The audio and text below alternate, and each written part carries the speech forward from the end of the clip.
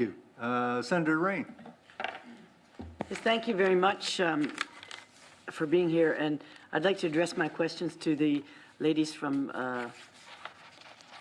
the non-smokers' rights.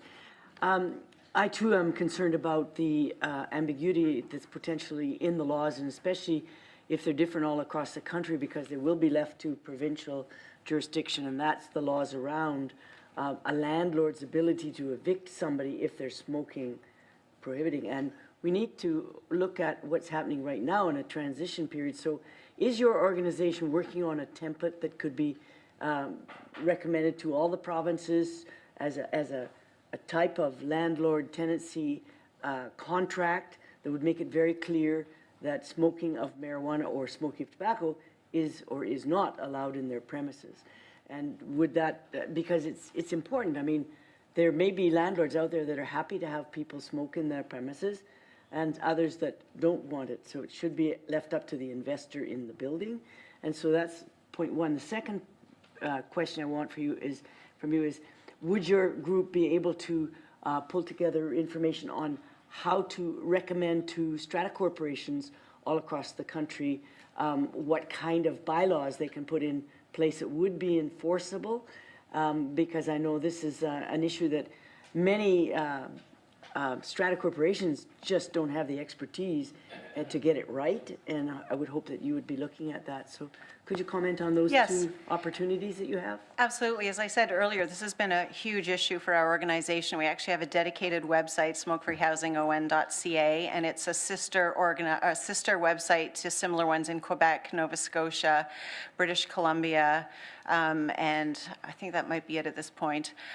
We've never advocated a law that would require landlords to prohibit smoking. We've always advocated that there be a balance between demand and supply, and right now the supply is woefully inadequate. And so, but landlords think that it's discriminatory or that it's illegal or somehow it's unenforceable to bring in a no smoking law or no smoking policy. So we do have a template available on our website. There's similar templates on other websites of our other colleagues in other provinces, because the laws are all slightly different. And also for strata corporations as well. There's information on human rights as well. And we have started to talk more about cannabis in those. And a landlord can absolutely prohibit any kind of smoking in their building. But again, we're being very careful to make sure that we differentiate between vaping and smoking, because if people can't even vape in their own homes, then where the heck are they going to consume what they want to consume? So I think that's an important distinction. But again, that's smokefreehousingON.ca. Lots and lots of information there. I don't know if I'm forgetting anything. This is an issue that, as Pippa mentioned, has been at the forefront of our mission for at least 10 years now, and it's the issue that has caused the public to contact us more than any other. And this is largely in relation to tobacco smoke, but in the last, I'd say about 3 years, the calls have been coming in more frequently in relation to exposure to secondhand cannabis smoke. There's been lots in the news over the last number of months about landlords concerned about people smoking cannabis in their multi-unit housing. But the bigger issue is still people smoking tobacco in multi-unit dwellings. As Pippa mentioned, there are about 4 provinces that have comprehensive resources. This is not across the country, and Health Canada could play a really important role here in helping to get the resources for other provinces. Separating smoking and vaping in that. And so my question is, if I walk out my door and there's 3 or 4 people vaping and I inhale the vapor, is that harmful to me?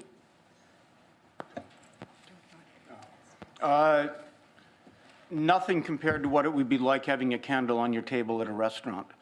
There's been very good assessments of this done, and though we can find toxic or chemicals in vape, it's at a level that's so low compared to cigarettes.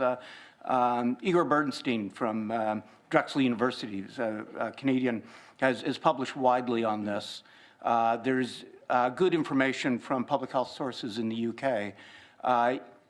nothing is risk-free, but it's just the risk from exposure to secondhand vape is very low compared to the risk associated with the products of combustion.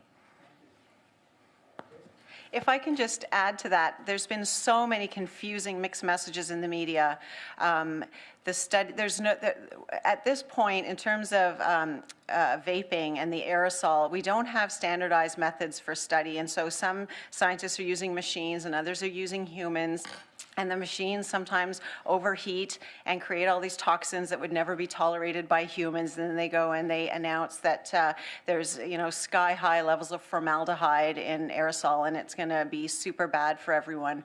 And so, unfortunately, we know that vaping is significantly less harmful than smoking, but we've got a lot of noise to work through, and we've got some standardization, and we've got some methodological biases that need to be sorted out so that we can get some better data. Because right now it's been pretty misleading. But as David said, an order of magnitude less harmful than exposure to secondhand smoke. Thank you. Next